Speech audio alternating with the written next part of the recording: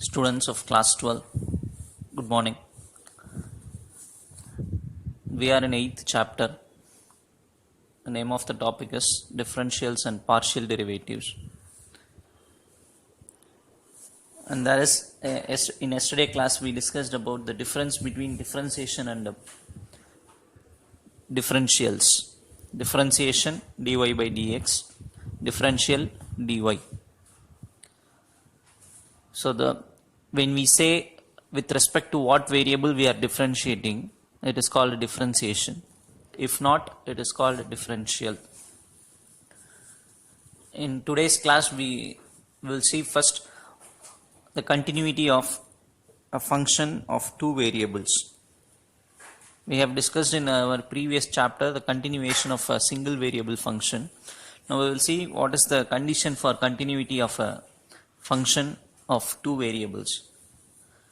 Definition for continuity of two variables. The heading itself says that functions of several variables. We are going to see two or more variables now.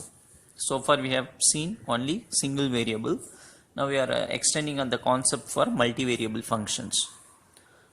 Suppose that A is a set of ordered pairs x comma y, where x lies in the interval AB, y lies in the interval CD. What is A? A is a set. What type of element the set will contain? It contains ordered pairs x comma y. Then a function defined from this set A to real numbers is said to be continuous. That is the multivariable function. It is a function of x and y, not a single variable. It is I can even say precisely as two variable function, x and y. Function is having two variables. This kind of a function is said to be continuous at a point u comma v if it satisfies the following three conditions. I will be explaining you once again.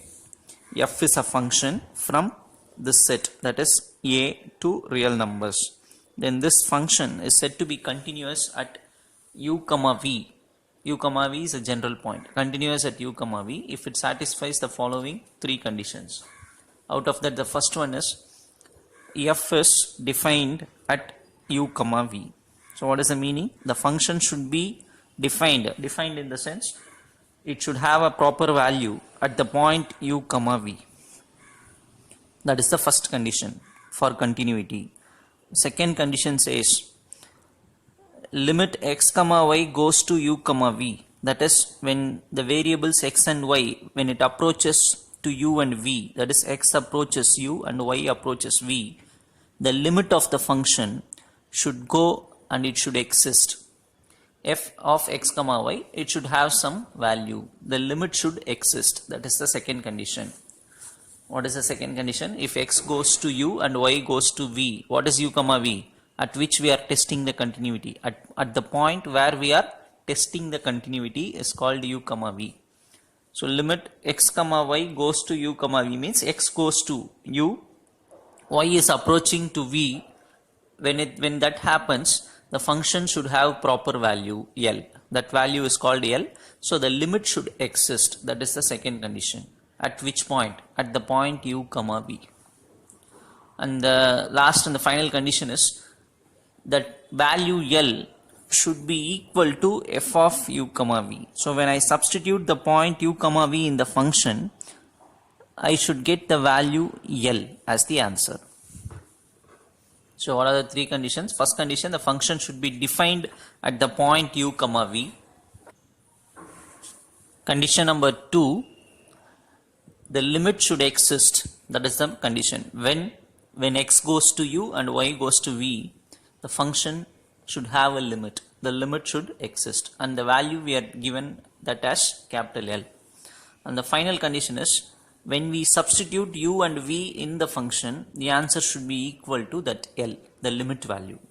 So if these three conditions are satisfied, we can very well say that the function f of two variables is continuous at the point u comma v. Hope you would have understood. Again, continuity in the sense we are now seeing the continuity for two variables. F is a function. When it is said to be continuous, it should follow three conditions. First one is f is defined. Second one, limit should exist. Third one, the limit value should be equal to the function value at that point. When we substitute u and v in f, the value should be L. Okay, with this concept we will see few problems. Problem number 16. Evaluate limit g of x comma y where xy goes to 1 comma 2 if the limit exists. What they are asking? They are asking us to find the limit of this function if it exists, where the function g of x comma y is given. If you see the equation, you can understand that this is a function of two variables, because in the entire equation we are having only two variables x and y. So it is a two variable function. What we need to do? We need to find the limit of this function when x and y goes to 1 and 2. So first step, what we will do using the limits in 7th chapter itself, we have discussed how to find the limit of a function of single variable. Just only one difference here. Instead of single variable, we are having two variable.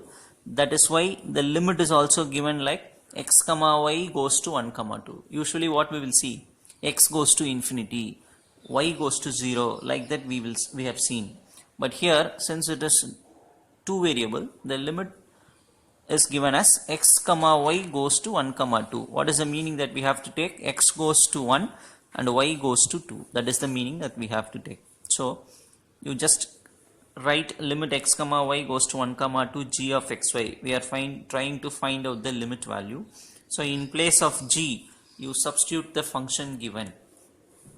And then first step, we will just directly apply the limit and see whether you are getting a value or not. Which means, what is the meaning that what I said now, what is the meaning for it? Put x is equal to 1 and y is equal to 2 in the function and see whether we are getting a proper answer or not.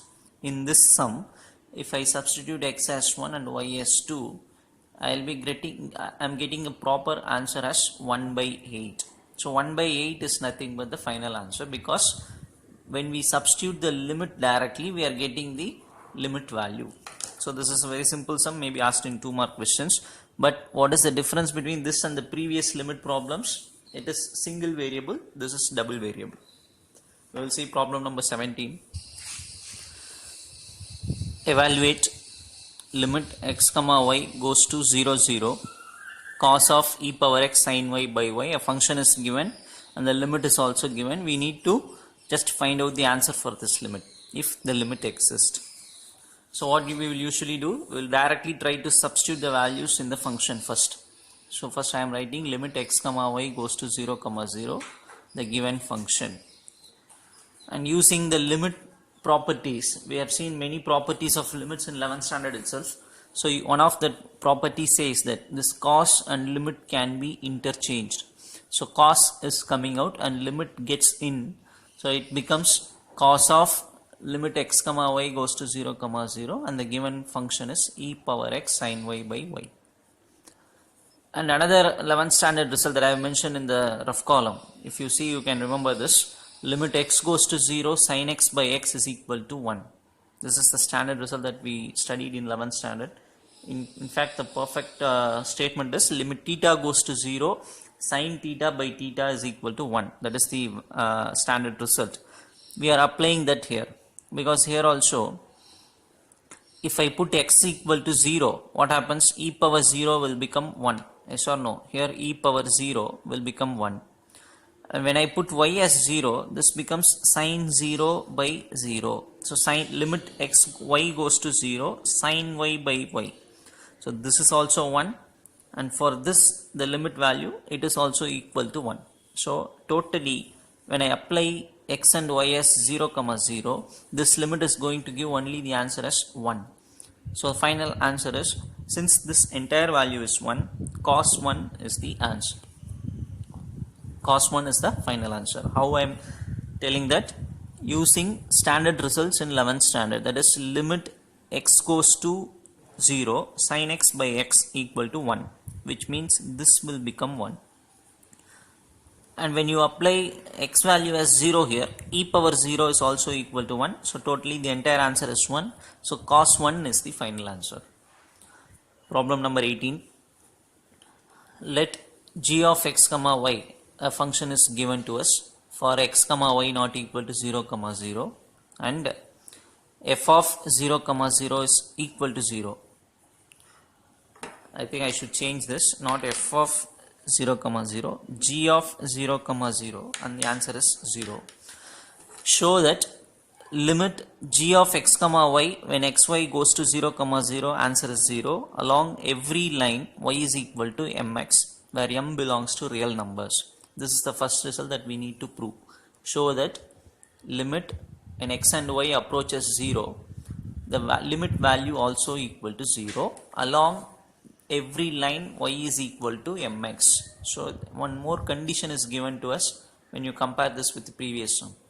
And subdivision 2 that we need to prove is limit x and y approaches 0, the function value g of x comma y is equal to k by 1 plus k square. This we need to prove along every parabola y is equal to kx square. So this is the second result that we need to prove.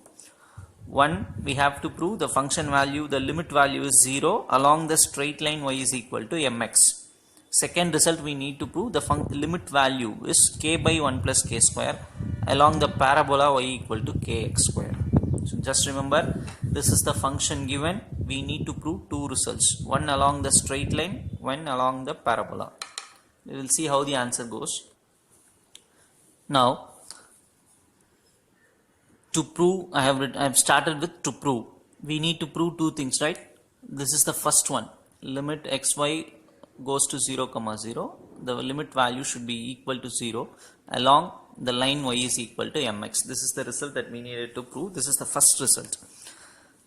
For that, just what I am doing is I am starting with LHS. LHS is written, and in place of g of x comma y, the given question, the given function is substituted.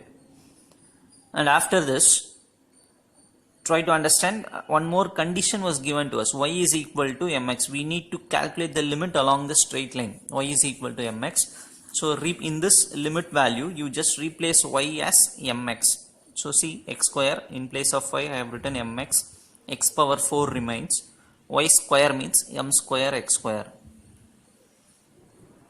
This is because y is given as mx. So just writing in place, wherever we find y, we will write mx, so that this comes. In the next step, if I take x square as common from the denominator, that gets cancelled with the numerator x square. So ultimately this remains mx by x square plus m square. Now apply the limit, that is put x equal to 0, m into 0, 0. Even if I put 0 in the denominator, 0 plus m square. So finally 0 by m square, which is equal to 0. So first result we have proved. What is the first result? The limit value is 0. Yes, we got the limit answer as 0. What is the second subdivision? For that also I have started with what is to prove. So this is what we needed to prove. Along the parabolic path, y is equal to kx square. So like in the previous subdivision, again we will start with LHS. See, I have written LHS, but in place of g of xy, write the function given. Now, in the previous subdivision, wherever we found y, we substituted mx. Here what we have to do, in place of y, put kx square. So that is what this step is. Wherever we find y, that is replaced by kx square. So y square becomes k square x power 4. If you see the numerator, x power 4 into k. So I am going to take x power 4 as common from the denominator. They both gets cancelled. So limit xy goes to 0 comma 0, k by 1 plus k square. Now if you see, I cannot apply the limit here, because only if I have the function x or y, I can replace that by 0. But here only I am having k by 1 plus k square. This is nothing is going to do with the limit x comma y goes to 0 comma 0. So the limit answer itself is k by 1 plus k square, because what? I cannot substitute x as 0 and y as 0, because there is no x and y in this place. So the answer itself is this k by 1 plus k square, which is exactly what we needed to prove. So first one is along the straight line and the second one is along the parabolic path, but the doing method for both the cases are one and the same. We'll see the next sum. Problem number 19. Let g of x comma y is equal to e power y sin x by x, which is the given function, x not equal to 0, and one more condition is given, g of 0 comma 0, answer is 1. If this is the case, we need to show that g is continuous at 0 comma 0. So at the origin, we need to prove g is continuous. So in the beginning itself, theory class, we have discussed about what are all the conditions for continuity of a function, which is of two variables. Definitely this is a function of two variables because e power y sin x by x. Y and x are the two variables present, so it is a two variable function. What we need to prove? This function is continuous at the point 0 comma 0. What is the meaning of continuous? If we draw a graph, the graph should not break at any stage. That is called what? Continuous. Okay, now g of 0 comma 0, the answer is given equal to 1. So I have written that first. What is the meaning? So first we will recall what are the three conditions that we have seen before. First one is the function should be defined at the point where we are checking the continuity.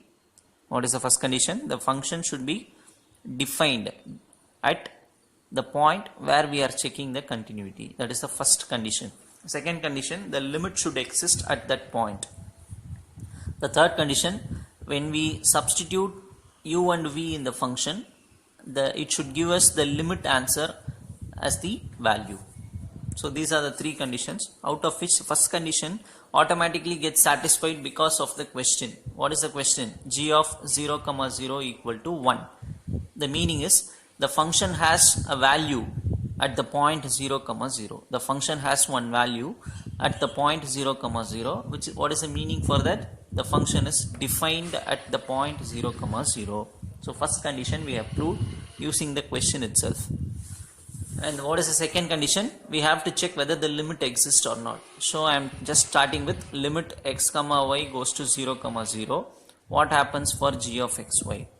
So writing, and the g of xy is substituted e power y sin x by x. Now we are going to check whether the limit exists or not.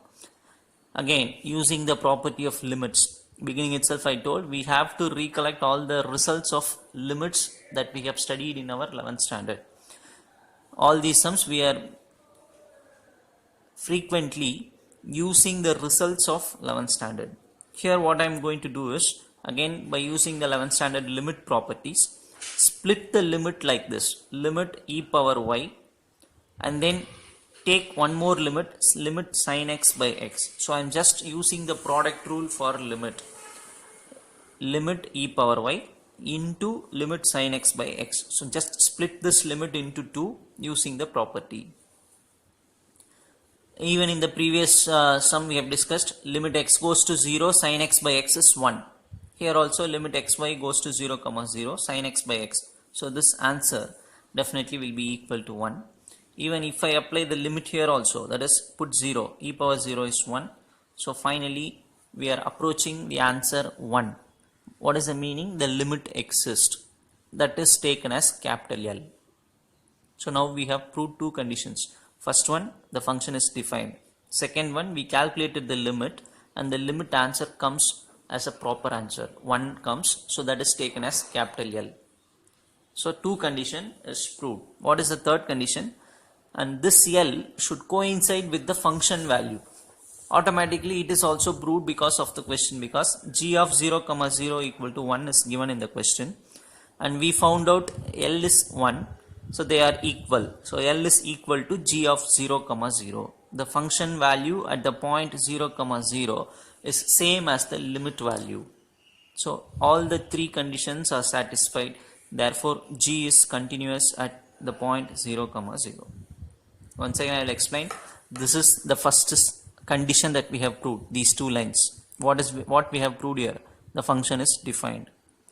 And the next three lines, it constitutes second condition. What is the second condition? we try to calculate the limit and the limit value exists. That is the second condition that we have proved. And the last line, last but before line, this is the third condition. What is the third condition? The limit value and the function value should be equal. Clearly they are equal. Therefore all the three conditions are satisfied by G. Hence G is continuous at the point 0, 0. Hope you would have understood. Now next we will pass on for the next concept called partial derivatives. Again, we know what is meant by ordinary differentiation, right? Many formulas we have seen. Even I have asked you in the 11th standard itself, everyone have told me the formulas. X power n, what is the formula for differentiation? N into x power n minus 1. E power x, differentiation answer, again e power x. Sin x, cos x minus n. So many formulas that we have learnt. But we should know one thing. Ordinary, that formulas that I have recited now, all are called differentiation formulas. Even we know how to differentiate functions, but here the heading is partial derivatives, or even I can say partial differentiation. As I said, there is a difference between differentiation and differential. This I have told you before. Dy by dx differentiation, dy differential, and the meaning I have told you during the problems.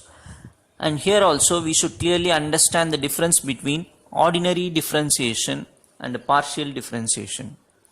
I will explain it with one example. Just I have written one function here. Let f of x comma y is equal to x square y plus 3xy. This is a function given for us. By seeing itself we can say that this is a two variable function because x and y are the variables present in it. Okay, now we are having a function in our hand. Now what I am trying to find out is, just I have written one symbol which is new for you. It should be read as dou f by dou x. Dou f by dou x. So what is the meaning for dou f by dou x? Before I am answering that, I will be asking you one question. What is dy by dx?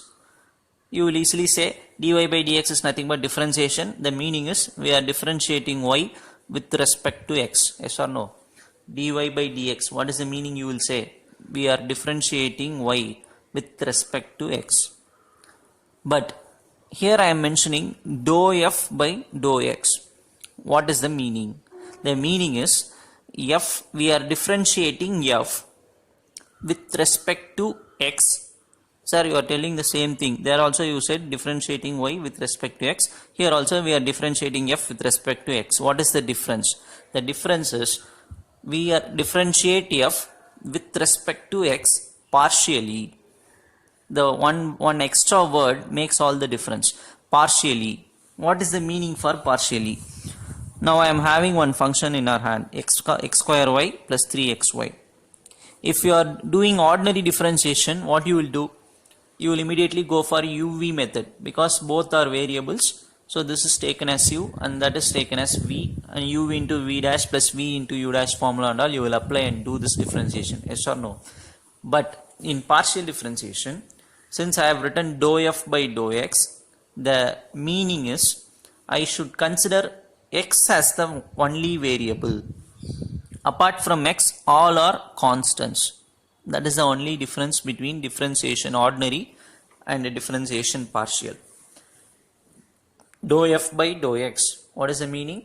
Differentiate f with respect to x partially. The meaning is only x is the variable, all the other terms and all constants. So differentiation becomes easier. Why? Because in x square y, y is constant. X square is the only variable. So if I differentiate x square, answer is 2x. And that y will just associate with it because it is a constant. We need not go for UV method. Try to understand what I am telling. We need not go for UV method because in partial differentiation, with respect to what we are differentiating, that alone is a variable. All the other things are all constants. So when I differentiate this partially with respect to x, I should differentiate only x square, that's all. Y I should assume as a constant. So if I differentiate x square, 2x is the answer. y just will come because it is constant present in multiplication, so it will just associate with 2x, that's all. Similarly, in the next term 3xy, only x will get differentiated. If I differentiate x, the answer is 1. Only 3y is present, y is constant. For better understanding, we are finding one more thing, that is dou f by dou y. Now what is the meaning? You just imagine by yourself. Dou f by dou x means what I said, we are differentiating f with respect to x partially. So what is dou f by dou y? We are differentiating f with respect to y partially. What is the meaning? Y alone is the variable, all the other things are constants. So when I differentiate this, the first term y is the variable, x square is constant. So when I differentiate y, the answer is 1. So x square into 1, x square. Similarly here, y differentiation, it becomes 1. 3x is constant. Since it is present in multiplication, 3x will come here. Hope you would have understood the difference between ordinary and partial. It is very important to you to understand the difference, because we are going to do a lot of problems in partial differentiation. So you should know how to differentiate partially and what is ordinary. So you try just a simple example. Easily you can understand the difference between partial and ordinary. If it is ordinary, we will use UV method. Partial means with respect to what we are differentiating, that alone is a variable, all the other are constants. So if I differentiate x square, 2x, y will come as it is. If I differentiate 3xy, x becomes 1, 3y is constant, it will stay. Same thing when we differentiate with respect to y partially, y becomes 1, x square is constant, so it will remain. Y becomes 1, 3x is constant, it remains. So x square plus 3x is the answer. Now I have spent a lot of time in explaining this difference because I am going to spend less time in explaining the problems. So you have to understand the difference. So we will go quickly to the problems and we will finish it quickly. We will go for the next sum, problem number 20. And before entering into problem number 20, we will see few notations that we will often use, and even you have to keep everything in your mind, all these notations, because it is also very useful in doing all the problems. First one, fx, f suffix x, the meaning that we have to take is dou f by dou x. Fx means what? Dou f by dou x. So automatically fy, the meaning is dou f by dou y. Fz, dou f by dou z. So these are the three notations, which is a short form for partial differentiation. Fx means dou f by dou x. Fy, dou f by dou y. Fz, dou f by dou z.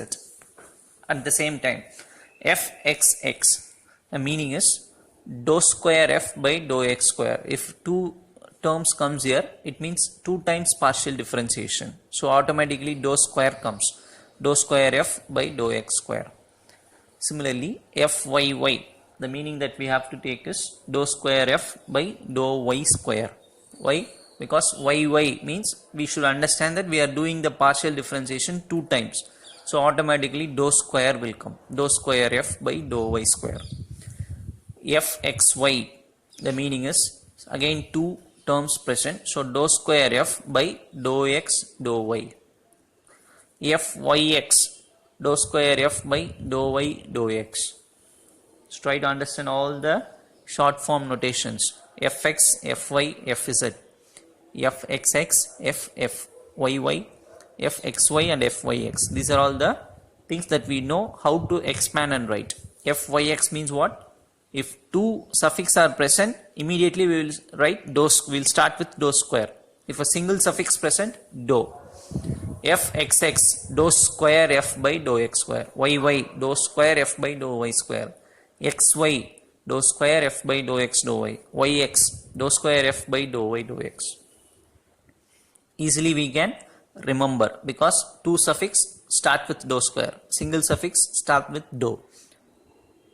So shall we move on to the problems? And problems, I am not going to explain it in a deeper way, because if you know differentiation, you can easily understand these things. So we will see the problems in the next video.